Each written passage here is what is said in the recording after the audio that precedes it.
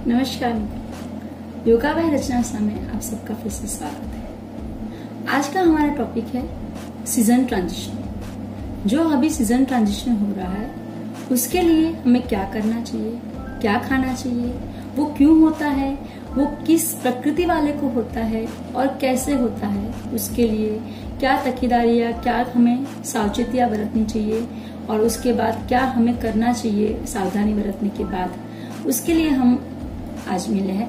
तो सबसे पहले जानते हैं सीजन ट्रांजिशन मतलब ऋतु परिवर्तन अभी हो रहा है। जैसे कह सकते हैं 15 सितंबर से लेके 15 नवंबर तक ये जो 2 महीने हैं वो हमारी सीजन चेंजिंग के लिए बहुत ज्यादा महत्वपूर्ण है। जैसे कि हम जानते हैं कि हमारा भारत है वो ऋतुओं का ऋतु प्रधान देश है। वहाँ पे 6 ऋतु है, 6 ऋतु है हमारी। मेन है हमारी हेमंत जिसको अर्ली विंटर बोला जा सकता है।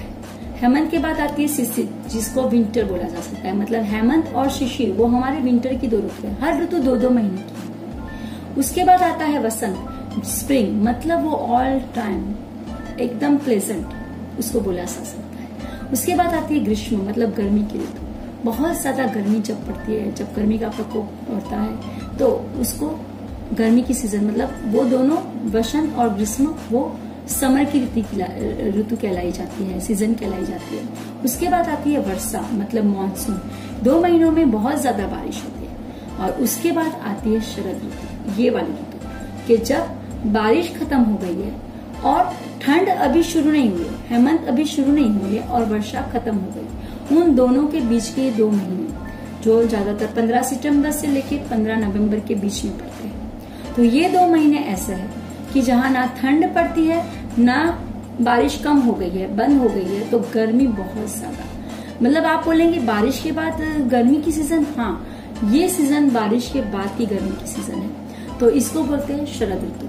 और शरद ऋतु को 100 रोगों की माता भी बोला गया है। मैक्सिमम जो रोग पूरे साल में जिसको नहीं होते वो इस सीजन में होते हैं, शरद ऋतु में। और शरद ऋतु में मैक्सिमम जिस रोग होने की वजह से जिसकी बर्थडे या कुछ आती है उसको बोलते हैं जीवते शरदम जीवत। मतलब आप 100 साल तक जिए, 100 शरद ऋतु आप देखिए, ऐसे बोलते हैं। इसीलिए शरद ऋतु को हमें ज्यादा संभाल के 2 महीने यहाँ निकालने चाहिए, क्योंकि यहाँ पे बहुत ज्यादा गर्मी, सूर्य का सीधा प्रकोप हम पे है, सूर्य की सीधी किरण, क्योंकि बारिश के सारे बादल हट चुके हैं, आकाश एकदम स्वच्छ हो चुका है, तो वो गर्मी का सीधा प्रकोप हमारे ऊपर है।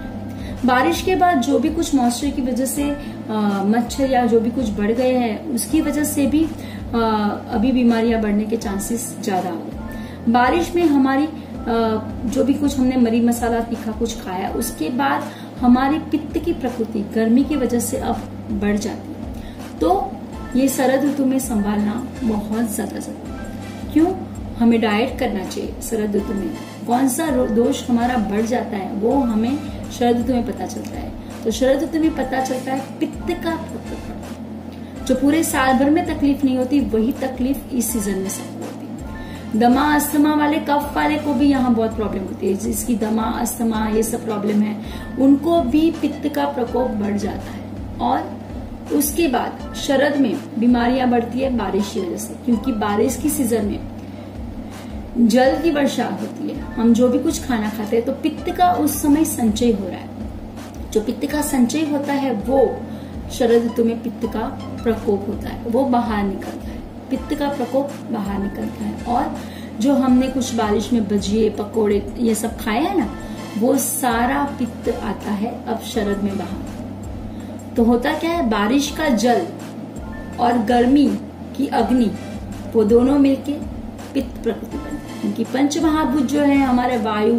आकाश, अग्नि, जल और पृथ्वी, तो उसमें से 2 पंच महाभूत मिलके अग्नि और जल मिलके पित्त का प्रकोप बना, वायु और आकाश से कफ को बना। वैसे तो बारिश का पानी और सूरज की गर्मी मिलके हमारा पित्त का प्रकोप बढ़ता है इस सीजन में। तो इस सीजन में सबसे ज्यादा प्रॉब्लम होता है स्किन डिसीज, क्योंकि पित्त का सीधा कनेक्शन है स्किन पे, रक्त के साथ। हमारी जो 7 धातु है उनमें से रक्त धातु का सबसे ज्यादा प्रकोप इस सीजन में पड़ता है पित्त की वजह से। पित्त उस पे प्रभाव डालता है। तो रक्त के रिलेटेड सबसे ज्यादा रोग इस सीजन में होते हैं। बाल गिरना, बालों का झड़ना, ये सब, मुंह पे झुर्रियां बाना, मुंह पे फुंसी, मुहासे, ये सब होना, वो ये पित्त की सीजन में बहुत ही ज्यादा होता है। और होता क्या है इस सीजन में सबसे ज्यादा, एक तो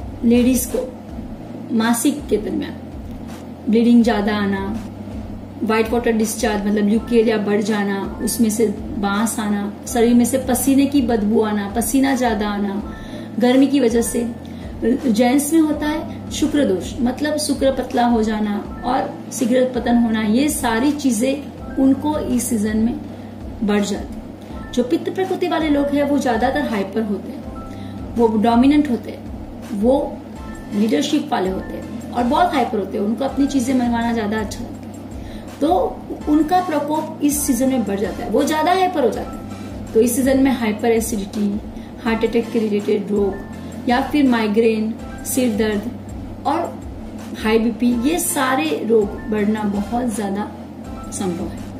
पेट के रिलेटेड, पाचन संबंधी, क्योंकि अग्नि तत्व ऑलरेडी पेट में है, तो पाचन तंत्र और भी ज्यादा अग्नि प्रज्वलित हो जाता है, और भी ज्यादा पित्त के प्रकोप से ज्यादा, तो पाचन के रिलेटेड प्रॉब्लम भी इस सीजन में सबसे ज्यादा होने के चांसेस है। जैसे कि अपच हो गया, इंडाइजेशन जिसको बोलते हैं, या फिर ज्यादा खा लिया तो आफरा चढ़ना जिसको बोलते हैं, बाद में गैस होना, घबराहट होना, तो जो भी इंडाइजेशन के प्रॉब्लम होते हैं वो इस सीजन में। लंग्स, अपनी स्प्लीन मतलब अपने फेफड़े या फिर अपने लीवर, यकृत, अपनी स्प्लीन, डियोडेनम या स्टमक के रिलेटेड जो भी कुछ प्रॉब्लम होते हैं वो भी इसी सीजन में होते हैं, क्योंकि पित्त का संचय जहां होता है वहीं से ये प्रॉब्लम होती है। यकृत मतलब लीवर, जिसको रासायन फैक्ट्री हमारे शरीर की बोल सकते हैं, वहां से पित्त बनता है, बाइल बनता है, और उसका बाइल बनने के बाद वो गोल ब्लेडर में, पित्ताशय में आता है, वहां से वो डियोडेनम में आता है, हमारे पकवा से, जहां पे जठर में से चर्न किए हुए खुराक के साथ हाइड्रोक्लोरिक एसिड मिलता है, तो वो डियोडेनम में आता है, तो वहां स्वादुपिंड मतलब पैंक्रियास में से भी पैंक्रियास जूस आता है। तो सारे जूस जहां इकट्ठे होते हैं, तो अगर पित्त का प्रकोप ज्यादा है तो वहीं से आपको हाइपर एसिडिटी और अपच और ये सब चीजें बढ़ जाए, और ये सारी ग्लैंड्स उससे डिस्टर्ब हो जाएगी। तो उसके लिए भी बहुत ज्यादा जरूरी है इस सीजन में अपने आप को संभालना। जैसे कि बोलते हैं कि रक्त के रिलेटेड सारे रोग, मतलब दाज, खाज, खुजली, मुंह पे फुंसी होना, पिंपल्स होना, रिंकल आना, ये सारी चीजें इस सीजन में बढ़ जाती। ऐसे बोलते हैं ना, खालित्य पालित्य मतलब बाल झड़ना और गंजापन आ जाना, वो भी इस सीजन में बढ़ जाता है। इस सीजन में मैक्सिमम बढ़ता है तो आपका बुखार आना और ये सारी चीजें जो आपके शरीर के पित्त प्रकृति को बढ़ाता है, और ये बहुत ज्यादा होता है। तो उसको कैसे ठीक करना है, उसके लिए क्या खाना है, वो हम देखेंगे आगे। तो पित्त के लिए हमें खाना चाहिए सबसे ज्यादा गेहूं, ज्वार और चावल, ये सबसे ज्यादा जरूरी है खाने के। तो ज्वार का आटा खाइए, जौ खाइए या बाले वाटर पीजिए, ये आपके लिए बहुत ज्यादा जरूरी है। हमारे टोटल 6 रस पूरे शरीर में, उनमें से 3 रस लेना जरूरी है हमें, और 3 रस नहीं लेने चाहिए। 3 रस जो लेने हैं वो मधुर मतलब मीठा, कसेला मतलब तूरा, और तिक्त मतलब कड़वा, ये तीनों रस हमें लेने चाहिए। बाकी के 3 रस हमें नहीं खाने चाहिए। जो हमने बारिश की ऋतु में काफी कुछ खाए वो हमें नहीं खाने चाहिए। और हमें खाना चाहिए मसाले में, खड़े मसाले में लौंग, इलायची, धनिया, जीरा, ये सब, हींग है, तज, कड़ी पत्ता, ये तेज पत्ता, मरी मतलब पेपर जिसको बोलते हैं, ये सब हमें नहीं खाना चाहिए। दालों में हमें मूंग, मसूर और तूर की दाल खानी चाहिए, अड़द की दाल संभाल के खानी चाहिए। फलों में हमें सीताफल, चीकू, अंगूर, केला, नारियल पानी, ये हमें ज्यादा लेना चाहिए। जो सीजनल फ्रूट है, जो हमारे घर के 50 किलोमीटर के रेडियस में जो मिलते हैं, वो फ्रूट हमें खाने चाहिए, वो सब्जियां हमें खानी चाहिए, ना कि फ्रोजन सब्जी, वो हमें नहीं खानी चाहिए। आंवला बेस्ट है खाने के लिए। मीठा रस खाना है तो आपको खड़ी साकर और गुड़, वो आपके लिए सबसे बेस्ट है। गुड़ के बाद हमें खाना चाहिए कसेले में आंवला और हल्दी, बहुत ज्यादा जरूरी है ये दो चीजें खानी। आंवला को किसी भी रूप में खाइए, वो बहुत ज्यादा फायदेमंद। और तीसरा है बीटर टेस्ट, कड़वा, तो हमें उसके लिए खाना चाहिए नीम। मतलब नीम को हमको ज्यादा यूज करना चाहिए अपनी लाइफ में, अपने खान पान में। सुबह सुबह एक बार नीम ले लो, कड़वा कुछ भी ले लो, मीठे दाना ले लो, कसेली चीजें और कड़वी चीजें, उन पे ज्यादा ध्यान रख के खाना। तो हमें ये चीजें खानी चाहिए। और उसके बाद हमें और सब्जी में खाना चाहिए तूरी, दूधी, उसके बाद केला, ये सारी सब्जियां खानी चाहिए। गलका जो पानी वाली होती है, पम्पकिन, या चाहे वो पीला हो या सफेद हो, पम्पकिन, परवल, ये सारी चीजें खानी चाहिए। और खाना चाहिए हरे पत्ती वाली सारी सब्जी, जैसे कि मेथी, पालक, चौलाई, बथुआ, ये सारी सब्जियां हमें खानी चाहिए। और उनको जो शिव संहिता में जैसे बताया वैसे गर्म पानी में एक बार डाल के निकाल लीजिए और फिर उसको घी में छौंक लगा के खाना चाहिए। नहीं खाना चाहिए हमें तेल, और खाना चाहिए हमें घी। सबसे ज्यादा जरूरी है खाना घी खा, जितना हो सके उतना घी खाइए, तेल मत खाइए।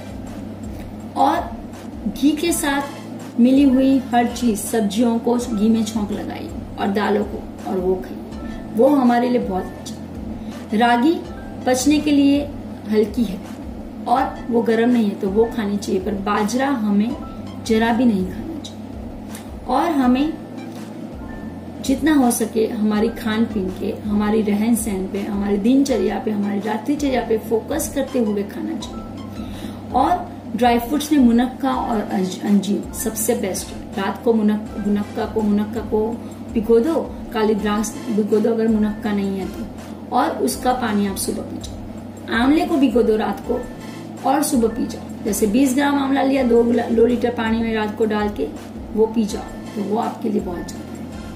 आप ले लो 2 चम्मच मुनक्का और उसको 2 लीटर पानी में डाल दीजिए, रात भर भिगो के रखिए, सुबह उसको निचोड़ लीजिए और वो पानी पीजिए, तो वो आपके लिए बहुत ज्यादा फायदेमंद है, वो ठंडक करता है। जीरा आपके लिए बहुत अच्छा है, जीरे वाला पानी आप पीजिए, वो भी आपके लिए बहुत अच्छा है। खड़ी साकर मतलब मिश्री, वो भी आपके लिए बहुत अच्छी है ये सीजन में खाने के लिए। हो सके उतना अपने खाने पीने पे ध्यान रखिए, जितना हो सके उतना अपने खाने पीने पे ध्यान रखिए। अब हमें योग, षटकर्मा, पंचकर्मा और नेचुरोपैथी आयुर्वेद में क्या करना चाहिए ये पित्त के प्रकोप को समन करने के लिए, या फिर शरद ऋतु में हमें कौन से प्राणायाम करने चाहिए, कौन से आसन करने चाहिए, उसके लिए हम मिलेंगे फिर से। तब तक के लिए मिलेंगे। योगा बाय रचना सा के साथ जुड़ने के लिए आपका बहुत ज्यादा शुक्रिया। Thank you so much.